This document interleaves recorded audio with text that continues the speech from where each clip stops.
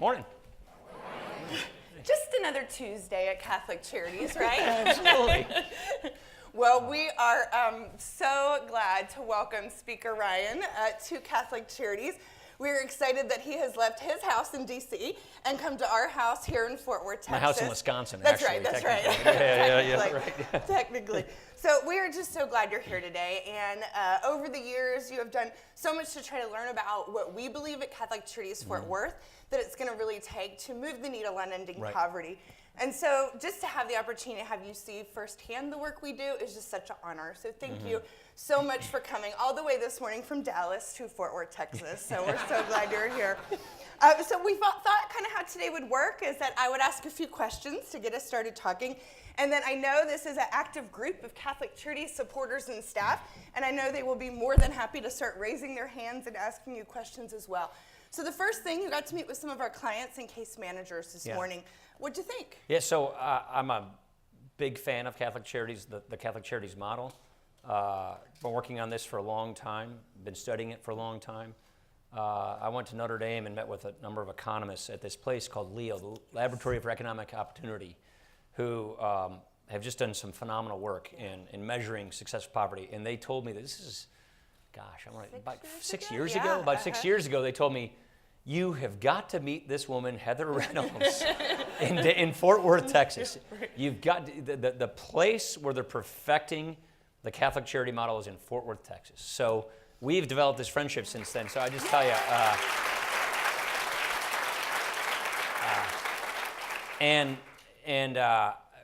we had Heather come up and testify to walk us through how it works. And so this is a beautiful story that you're telling through Fred and other people's human stories.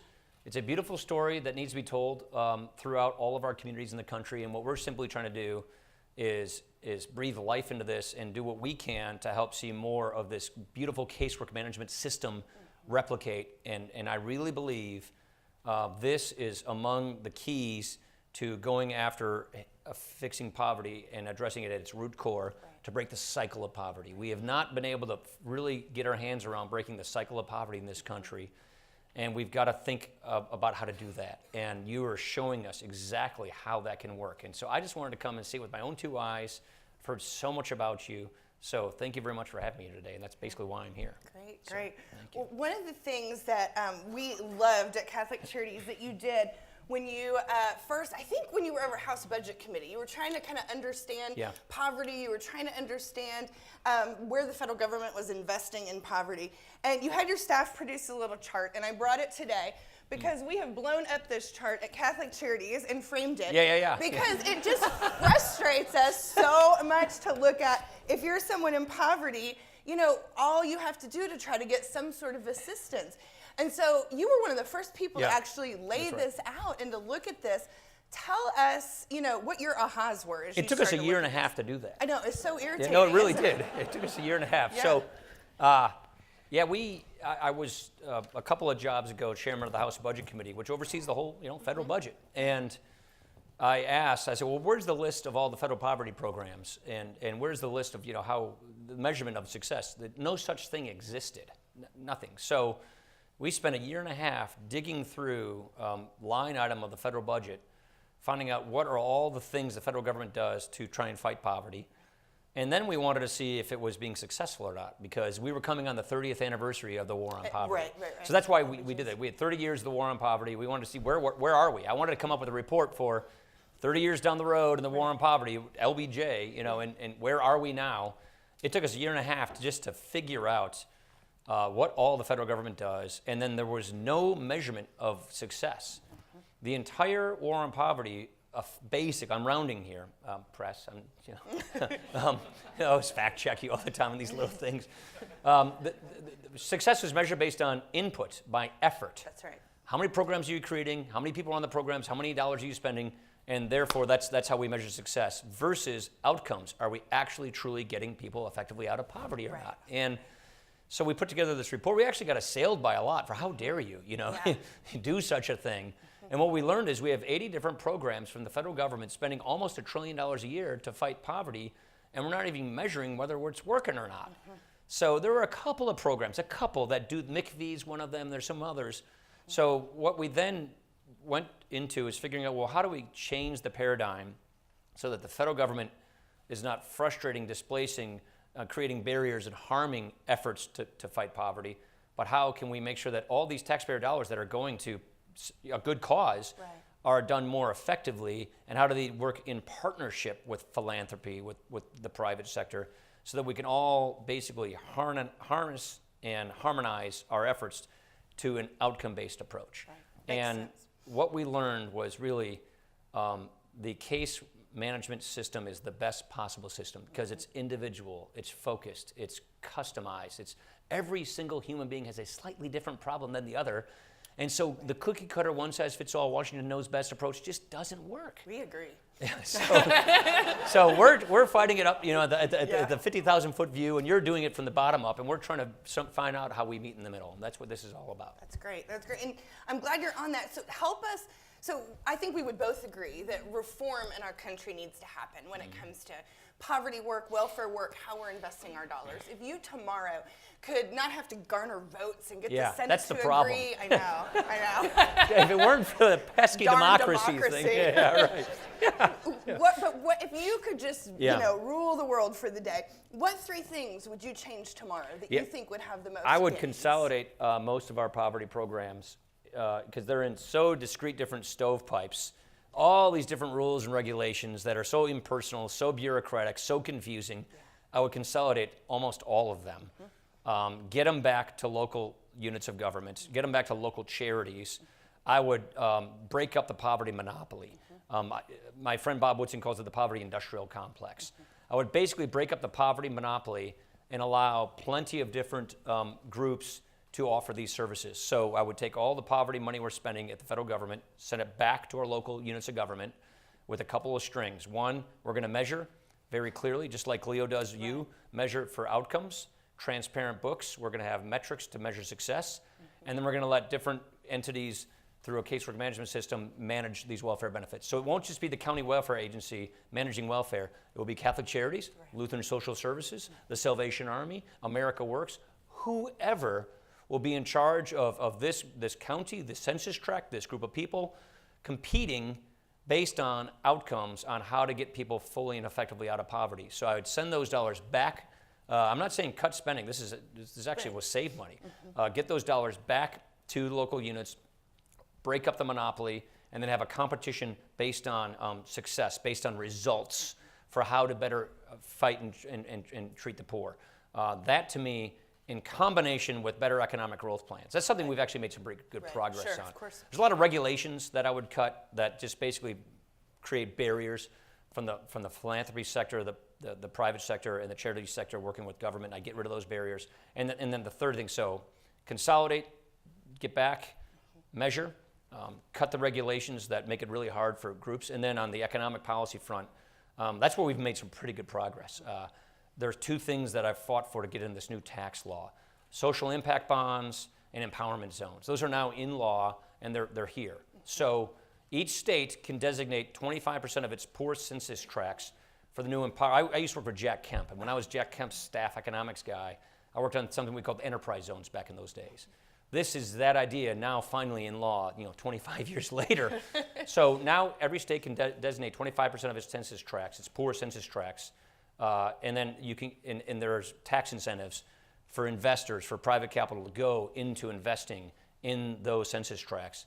And social impact bonds is a fantastic way of pulling private sector capital into a social good like casework management, some kind of poverty fighting goal, and the bond pays off if the goal is achieved. So it's all metric-based, outcome-based. It's a pay-for-performance model. So what it does is it gets private capital into fighting poverty. That's done right now. It's in law, while we're going to go work on this bureaucratic problem we've got. That's right. Love it. So I'm sorry, that's a lot in just a few words. But that is great. Thank you. Yeah. Okay, so your turn. I will open it up to the group for questions. What I'd love to ask you to do is, if you raise your hand, wait to be called on, and a mic will come to you, so please wait to ask your question until the mic reaches you.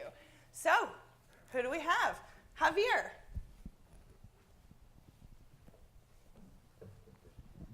Good morning. Thank Hey, you for Javier. joining us. We appreciate it. You bet. As a volunteer here at Catholic Charities, as you've spoken with Heather many times, we're really in support of the evidence-based work that we do here, making sure that what we do is actually helping the people that are suffering. So I know you introduced legislation to support and advocate for evidence-based legislation. Yeah. So what can you do to help your colleagues across the aisle? I know you had Senator Murray join you Yep. in that legislation as well. What can we Yeah. do, or what can you do to make sure that evidence-based Gets done. programs get Yeah, I'm really get close done? to getting that done into law. Very, very close. So we're just negotiating some final. So back up. Patty Murray and I. She's a Democrat from Washington State. We're friends. She and I, we got the idea from Leo, from the guys at Notre Dame, and Raj Chetty, this demographer who's a Harvard guy. It was the thing I was saying, which is we learned that we spend all this money, but we don't measure whether it's working or not. And so in this 21st century, data century we're in, clearly we ought to be able to measure the outcomes of these programs. But how you do that really matters. And you want to make sure you do it in a very academically rigorous way. Oh, and you got to protect people's privacy. So when you're taking a look at government data and government spending programs, you want to make sure that you're not violating a person's privacy rights, but that we can measure the outcome of programs and let academics, let academic researchers look at programs so government shouldn't be some secret sauce. It should be an open system where we're all focusing on making sure that the goal is being accomplished. So Patty and I passed a law creating a commission of economists, privacy experts to come up with how should we do this? How should we literally retool the federal government's poverty-fighting system from an input-based, effort-based system to an outcome-based, measurable system? That has now produced its results. We have a bill to implement those results, and we're this close. I almost got it done a couple of weeks ago, but we ran into a couple of hiccups. So we're getting very, very close to getting that done into law. It's past where I am in the House, but we're working through the Senate. The Senate's a real slow place, I tell you. That's a frustrating thing sometimes. So Well, as that continues to I feel develop- very confident we're going to get this done this year. Yeah, we're very excited to throw you evidence-based practices Yeah. that are working Right. that can be implemented across the country as well. I know Brentley has a question. Brentley, would you mind standing? Good morning. So I know something you've talked about is the issue of the benefits cliff, and I encounter that daily with my clients. Yeah. So I was wondering, how do you propose that we fix this? It's a really good question. So I think there are different ways of going. The benefits cliff, I don't know if That'd be everybody knows great. what I'm talking about. Yep, please do. So what happens is you put welfare, let's just say it loosely, welfare benefits, and a person gets I always speak in charts as if I'm looking at charts in my mind, so that's what these hand gestures mean. So let me say it this way. The highest tax rate in America is not 37%, which is now in the federal tax code the highest technical tax rate. The highest tax rate in America is a single mom with 2 kids receiving $24,000 in benefits who will lose 80 cents on the dollar if she goes and takes a job. So it's telling her, don't do it. So we have these benefits, as well-intended as they are, designed with the cutoffs in such a way that it pays not to work, it pays not to take a risk. It tells you, stay where you are. So we have the federal government's poverty-fighting approach has basically been described as this. You're stuck in your current station in life. The government's here to help you cope with it and stay where you are. That is not what this country is. That is not what the American idea is all about, which is the condition of your birth does not determine the outcome of your life. So we have to change that approach. And so the way we're trying to focus on the poverty cliff is carrots and sticks. Carrots, I'm a big fan of the EITC. We reformed the Earned Income Credit. It used to be called the Earned Income Tax Credit. We've reformed it in the last tax law. I want to reform it some more. I think it should go to childless adults. That's a part of I hate speaking so academically, but it's a part of the cohort we're having a problem with labor force participation rates. Okay, what does that mean? You got a lot of people who are single, who don't have kids, who aren't working, who are able-bodied, who aren't even looking for a job or aren't in school. So we got to get them into the workforce. And the EITC helps pull them into the workforce by making work pay. And then we've got to change the way these benefits are designed so that these ultimate goal is it always makes sense to take a step further. It always makes work pay. You take that step to go get a part-time job. You take that step to go to get skills, you take that step to get a job, it's going to pay. And in many cases, the benefits have to be temporary. They can't last forever. You have to have either a work requirement or a time limit. What typically I find works, just the data shows us this, is work requirements work. Just working works, and working with a skill component, education component in many cases works as well. And the last point is, this is where case management really makes a huge difference. Everybody's different. People have different problems, different issues, different barriers, different family situations. So it's impossible to sit in some capital, whether it's Austin or Washington, and design a program that's going to fit to everybody's situation. That is why you need to have customization at the personal level. And those case managers have to have the tools to make sure that the incentives are all lined up perfectly so you're not running into a benefit cliff. And that's what we're trying to do. Yeah, we find that such a hard thing, Brentley. I think you would agree with the clients we're working with, because when we get them a job, oftentimes they just make rational decisions. it's Like, worse. what doesn't make sense? Yeah, right, they that's make right. perfectly rational Yeah, decisions. Right, Yeah. and that's one of the reasons we've set our goal of out of poverty really needs to be a living wage for this Right. area, not for how the federal government defines poverty, so we can get people to a place where it work makes pays, sense. That's right. ultimately. You got it. And by the way, the economy, I mean, here's the good problem we have. Boomers are retiring, and there are fewer people following them in the workforce. What that means is our unemployment rate in Wisconsin is 2.9%. Right. I mean, our unemployment rate's going down. The economy is recovering. The economy is doing much better. I would argue it's a lot of good fiscal policy, but the economy is going. What that means is wages are going up, careers are being offered.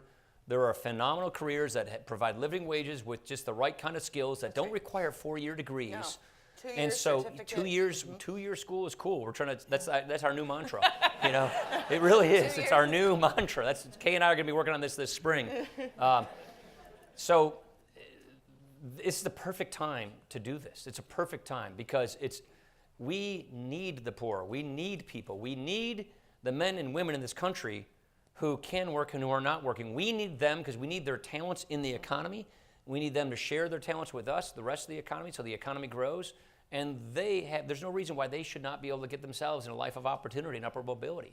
And so it's a perfect time in the economy and society to do this, because there was ever a time where the people who are marginalized are more needed by the rest of the society. This is it. Brian, I see you have a question. Good morning again. Hey, Brian. We have seen the stigmatizing of the poor at times become a barrier for the work we do and for the clients that we serve. I've heard you speak about those stigmatizations. Yeah. How do you think we can change that conversation? It's a really good question. I just from looking at this issue, as full disclosure, I'm a Catholic, so so yeah.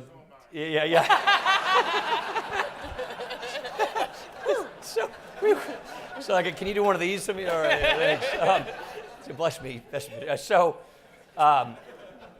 Part of what we call the social magisterium or Catholic social, the press. I'm trying not to do the thing on the sleeve because I'm a public official, but we have these beliefs that are universal, that aren't just uniquely Catholic, that believe in the dignity of every human person, that believe in specifically helping the poor, and doing it at a local, community, personal, individual level. We call this subsidiarity. It's a beautiful concept that's kind of hard to describe. And when you translate it into public policy, federalism is probably the closest kissing cousin concept. And what that means is every single one of us has an obligation to care, to get involved, and to do something about it. And when you take a look at that chart, 32 years ago,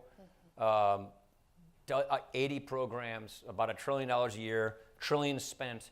It gave society this sort of impression that the problem with poverty in America, the government's going to solve that. You don't really have to do anything about it. Don't worry about it.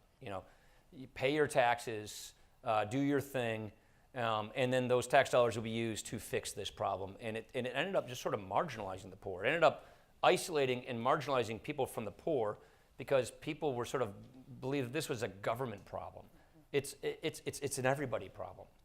That's what Catholic Charities, among many other things in civil society, has done. So as a conservative, we call ourselves civil society conservatives. We believe in that space between ourselves and the government, which is where we live our lives. That's a beautiful thing because it's where we interact with each other And we have an obligation to one another to make sure that we try and help each other. And that is a concept that has to be restored. And that's why we say when we're trying to get this thing called government fixed, it is to stop it from trying to dominate. It is to stop the government from trying to take over this entire space and manage the supply lines, but not the front lines of fighting poverty. The front lines of fighting poverty ought to be Catholic Charities or Salvation Army, local groups that are doing a good job at a human, personal level, and the government should provide resources. But the government shouldn't dictate and micromanage at the nth degree, because what that's doing is telling everybody else in the society, don't worry about it, that's a government thing, you don't have to get involved. And that's basically what we're trying to, that's the new lesson we're trying to take out of this 30-year experiment. Great. We have time for one more question. Fred? Hey, Fred. Hello, how you doing? Me personally, I've been impacted through Catholic Charities, and I was just wondering, how are you gonna utilize what they do in your next steps? Yeah, actually, already have been doing it. So we had Heather come up and testify, and we've been following up by talking to the folks at Leo and the rest. So the bill that we were just talking about here, that was inspired by this. That literally was inspired by this. The designs we're trying to change to some of our welfare programs, like say food stamps, that is inspired by this. So the laws we're trying to pass are designed to break down the stovepipes, break down the barriers, and go after this poverty trap problem, this poverty cliff, benefit cliff problem. So we are looking at what's working in the field, what's working in communities, and we're trying to translate those lessons to public policy. And while we're doing that, which the slowest change is at the federal government level, right? So what we've done in the meantime with these tax laws I just described is put new systems and incentives in place for private capital to come in and start fighting poverty. Having the empowerment zone, I've been working on that since I was 22 years old. That's in law now. We now have empowerment zones in law. So for the people who are involved in business, who know tax laws, it's like kind exchanges, 1031s we call them. If you want to go sell an asset, you will not pay capital gains on that asset if you take the proceeds of that and invest it in one of these empowerment zones, which in your state will be 25% of your lowest income census tracts. And then if you invest that in this census tract, what is it called? Stop 6? Or what? Stop 6. Stop You got 6, it. yeah. You guys talk strange in Texas. So we just call them Census Tract. So if you invested in Stop 6, so you can sell a stock or a bond or a business, put the money in Stock 6, not pay taxes. You keep it in that investment in Stop 6 for 10 years, you don't pay capital gains taxes on it after you sell that investment. So what we're trying to do is get capital into these poor areas. It's something that Jack Kemp taught me about way back in the day. Yeah. It's now the law of the land. And then with social impact bonds, we want to be able to put incentives to finance creative ideas at the local level and get private donations to go finance these ideas. And those bonds will pay off and pay out if the metric and the benchmark has been achieved. So it's pay for performance. So in the meantime, we're doing everything we can to get private capital in this area. Again, stop displacing private and local charity with government. Get it going while we go work on the tougher nut to crack, which is, federal benefit designs that are well intended but not working the right way. And that's basically what we're doing. Well, thank you so much for that. And, I just want to mention that who's in the audience today is staff of Catholic Charities as well as supporters of Catholic Charities. And these folks really are the folks who have allowed us to do what we do that you can utilize in your work. And so a big thank you to everyone who's in the room today who's such a avid champion and supporter of Catholic Charities. We're so glad you were here to join us. As a little gift, we see you have cowboy boots, so we didn't need to cover you there. So good job on that. I'm in Texas. We know you like to read, and we know you have tons of extra time on your hands. Right. And so these are 3 of our poverty books that we love that really have taught us a lot about I've read one of them already. But Hillbilly Elegy? Yeah. Okay. So great books, so for you to enjoy. And so Perfect. Speaker Ryan, we are so honored to have had you here today. Remember, we are always just a phone call away, a flight to D.C. away, anytime you need us to talk to any of your D.C. buddies. And we just thank you for your willingness to disrupt the status quo and to really put front and center the American dream, because that's what we're about at Catholic Charities. So please join me in thanking your speaker. Thank you. Yay! Thank you. Thank you. Thanks. Appreciate it. Great. Hey. Yeah. Thank you. So Thank you. grateful. We'll Thank walk you. you Here. this way.